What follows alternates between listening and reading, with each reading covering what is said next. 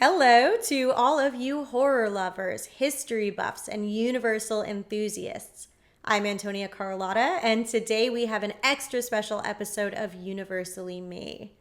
If you've been following my channel, you already know that I'm on a mission to resurrect the magic of the golden age of Universal when my uncle Carl Laemmle and Junior Laemmle were running the show and revolutionizing the industry. From The Hunchback of Notre Dame to Phantom of the Opera, Dracula, Frankenstein, Imitation of Life, and Showboat, we have covered it all, one monster, one movie, one icon at a time. But today, it's all about you guys. I asked you on YouTube, Twitter, Instagram, Facebook to fire away with your burning questions, and boy did you guys deliver. So today you can expect some behind the scenes stories, some old Hollywood gossip, and of course a whole lot of Laemmle legacy. So let's get to it. What exactly is your relationship to the Carls? So we have my grandmother, Carlotta Laemmle, and her dad was Edward Laemmle, and his dad was Joseph Laemmle, and Joseph Laemmle's brother was Carl Laemmle. And then, of course, Junior is his son. And then Carla, who I talk about so much, is my great-grandfather Eddie's sister. Can you tell us more about Carl Laemmle?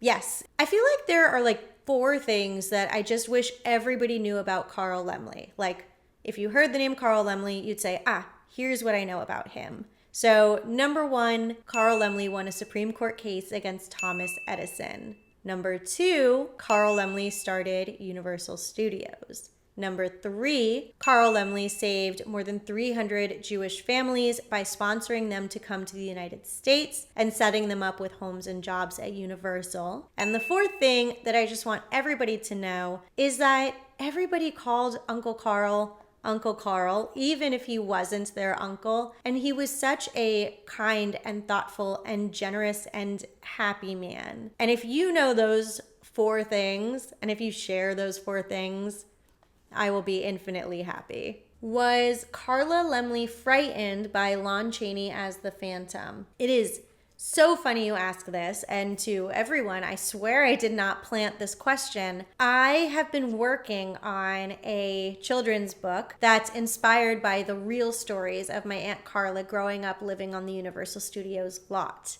And the very first book that I've written is of Carla getting the opportunity to dance in Phantom, but being so afraid of dancing with monsters. Carla, had grown up on the Universal lot. She was used to seeing people in costume, and she had even seen Lon Chaney just a few years earlier when he morphed his entire self into the Hunchback of Notre Dame. So she knew what he could do. While she thought that he was incredible and magnificent and fascinating, she was not, in fact, scared. I heard a myth about an animal boneyard under Universal. Supposedly, they buried animals 100 years ago. Have you heard this before? Yes, yes, I have. And I believe this to be a true story.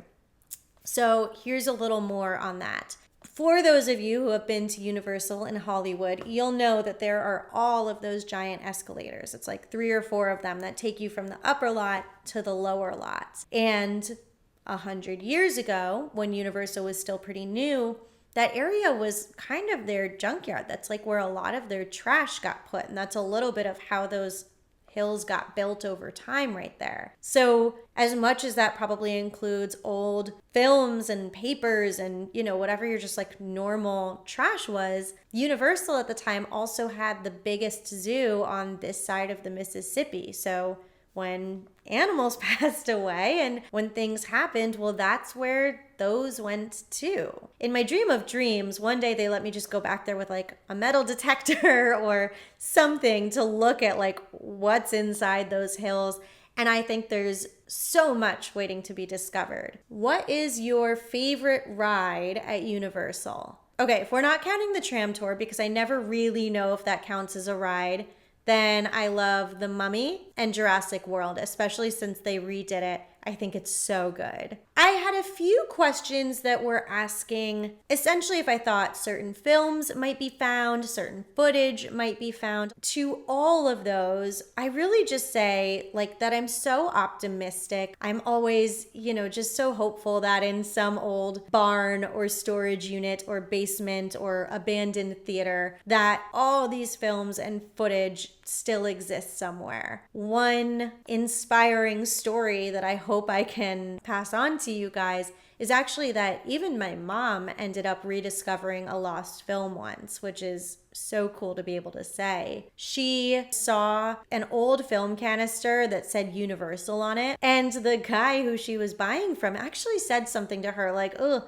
there's this old film in it. It's probably going to be expensive to ship. Do you want me to just throw it out?" And my mom was like, "No, no, no. Just send it whatever it costs." And she, had no idea what it was going to be. She probably did kind of think it might be garbage, but didn't want to take the chance. And thankfully she didn't, because as we started inspecting it, which is probably not the most professional thing that we should have done, but we started kind of going through and looking through, we realized that it was an old Mary Pickford film that we ultimately were able to identify as a film called Maid or Man, which no other complete version of existed. And now that film is actually with the Mary Pickford Foundation, and I think they're working to restore it. It just goes to show that like those movies are out there, these things are out there, and people just don't even know that they have them. If you could make, write, director, produce any movie, original, sequel, etc., which would it be? My first answer is a biopic of Carl Laemmle. He deserves it. We got to do it. And then my second answer is going to definitely be more controversial. And that is that I would love to remake the Universal monster movies, but I don't want to remake them like the original monster movies. I was really inspired by the Invisible Man remake a few years ago, and I want to do my own modern retellings of the Universal monsters. What are your favorite non-horror Universal movies and stars? My Man Godfrey, All Quiet on the Western Front, although that's kind of a horror film of its own, Imitation of Life, Showboat. I kind of think those ones, none of them are going to be too surprising because, I don't know, they're just like classics for a reason. And then I love Rita Hayworth, William Powell, Claudette Colbert, Marlene Dietrich. Jane Fonda is one of my favorite actresses of all time. Many of the actors in the Universal horror movies made repeat performances in other Universal horror movies. With the success of Bride, why do you suppose Elsa Lanchester did not appear in future horror movies? I think that in the years right after Bride of Frankenstein, Elsa Lanchester just wasn't acting a whole lot. She was traveling with Charles Laughton, her husband specifically, and I think doing some work with him. You'll also remember that the Hays Code was just starting to be enforced, so there just wasn't a lot of horror in general for a few years. And then I think that by the time that horror was starting back up and Elsa was really starting her career back up again, I think with some distance from Bride of Frankenstein, she started to get a little resentful of the Bride of Frankenstein. Like, she loved the role, she was grateful for it, but it started to be all that anybody really knew her for or recognized her for, when previously she had been so much more. And so I think that she was trying to be purposeful, not to get pigeonholed or stuck in that area. Did you hear about John Carpenter's planned remake of Creature from the Black Lagoon? Do you think he could have nailed it? Yeah, I think he would have made a good movie. I don't know if he would have made my movie, the movie that I would have loved so much, but yeah, I think he would have done a good job. I know that there is a script for his 90s Creature from the Black Lagoon that's out there on the internet. I always kind of mean to read it and then it always gets deprioritized, but at some point I'll read it and then I'll give an official report back. Is the Phantom Stage still able to be visited? No, it's not. The Phantom of the Opera stage, which was stage 28, was the original Phantom stage that had been on the Universal backlot from when the movie filmed in like 1925 all the way until I want to say like 2014, 2015. And then Universal tore it down. So that was absolutely heartbreaking. Like I got to be on that stage a handful of times, and I got to go once with my Aunt Carla, which was just this surreal, out of this world experience. The stage is no longer there. The Phantom set itself, which was the Paris Opera House that was still standing on that soundstage, supposedly it's like in storage somewhere. Supposedly they're going to try to find a home for it, but I think it's been like 8 years now and I haven't heard anything. So why do you think the magic of the original Universal Monster movies has not been able to be replicated? I have to be careful about how I say this, but I think that the magic of the monster movies could be replicated, but I just think Universal is going about it all wrong, like 100% wrong. I think that they have been trying to mimic other studios and their like superhero universes, and they've been trying to make what are traditionally scary movies action movies, and I think they're learning a very expensive lesson that you can't just take the easy way out and you can't just copy what other people are doing and get your money back. So one day, eventually, I believe that the magic will be recreated, but I think that Universal is going to have to start by just making some really good movies. What 1930s actor would you have cast as Dracula if Lugosi didn't take the role? It's so hard to imagine anybody else as Dracula. And maybe if I think about this longer, I'll have a better answer. Interestingly, the person that's coming to mind for me right now is William Powell, just because I think that he kind of has this quietness and a charm that I think would translate well. Have you read the books the Universal Monsters are based on? I've read probably some of all of them and all of some of them. Favorite off-screen life of a horror icon? Is it so boring to say Boris Karloff? I think that he had this really great career on screen. Off screen, he seemed to have like the perfect blend of relaxation and fun. He also has my absolute number one favorite celebrity home of all celebrity homes in the world. This like gorgeous Spanish colonial revival home in Coldwater Canyon. Gorgeous gardens, beautiful rooms, some like nice high ceilings, a pizza oven, so much space for entertaining. Maybe even more than like his off-screen life.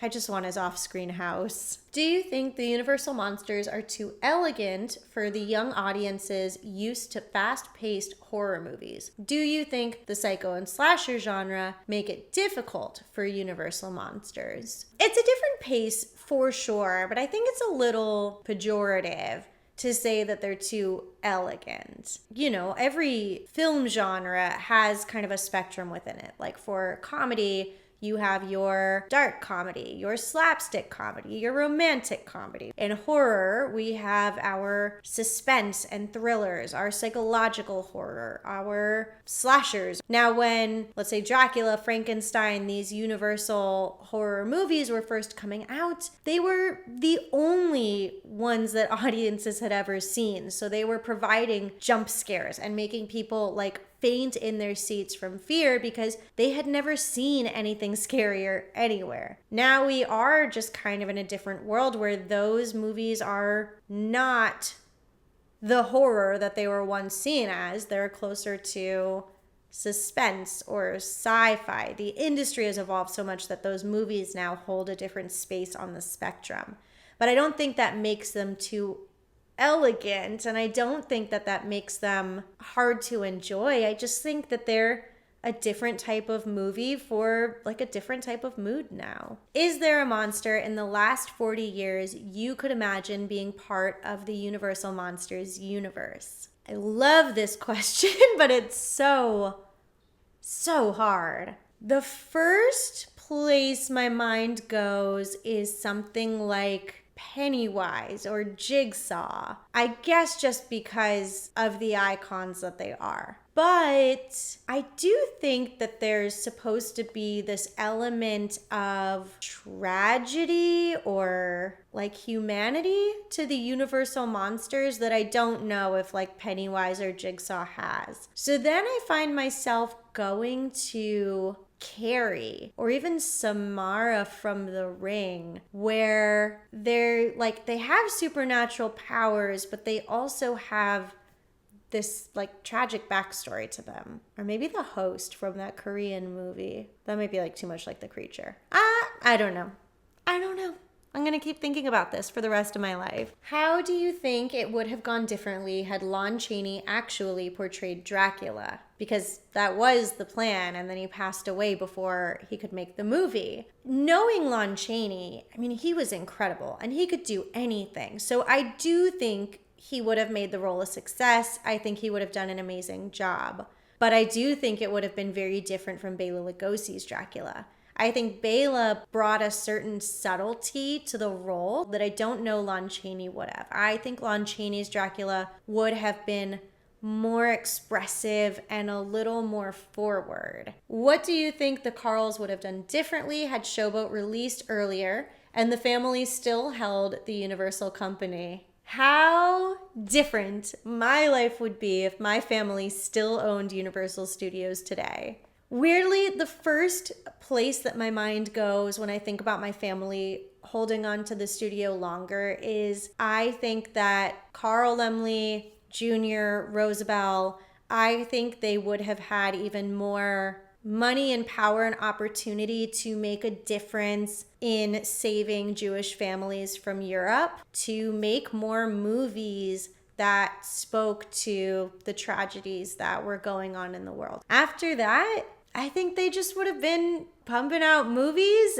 and working all the time, and I would have a building there on the Universal lot with my own production company, and you'd have a million Antonia Carlotta films out there too. Is that the answer you were looking for? Is the name Carlotta Italian? Fun fact that most people don't know is that when I was born, Carlotta was my middle name. Now it's legally my last, but it used to just be my middle name, which was after my grandmother, Carlotta Laemmle. As I think most of you have figured out, I come from a long line of Carls. So there's Carl Laemmle Sr. and Jr., Carla, Carol, Carolina, Carlotta, which then got passed to me. On that side of the family, we're German Jewish, so not necessarily Italian influence there.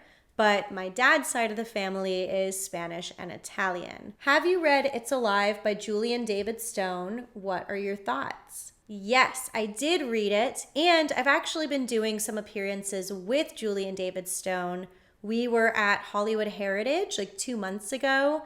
I will be at Son of Monster Palooza with him on October 14th. I think it's at 2 p.m., so come see us. I thought the book was so entertaining. I thought it was such a special idea. Really special to get to experience my family members in this way that I hadn't before. Do you ever go to horror conventions? You know, when my Aunt Carla was alive, I went so often with her and I loved them. And then after she passed, I don't know, I didn't go for a bit, and then COVID happened.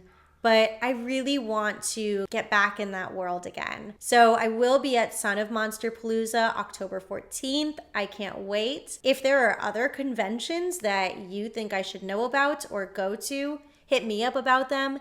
Hit the convention organizers up about them. I want to go. I know that I didn't get to everybody's questions this go around. I'm so sorry for the questions that I didn't answer. I'm for sure going to do more Q&As. I'll do them more often. I might even do them as a live. Tell me if that's what you guys want. Thank you so much for joining me on this extra special episode of Universally Me. Don't forget to join the Laemmle family on Patreon. I actually just got memberships on YouTube. I don't even know how they work yet, but I know that I'm going to give members extra special things. So join it. Thank you so much for watching. Bye.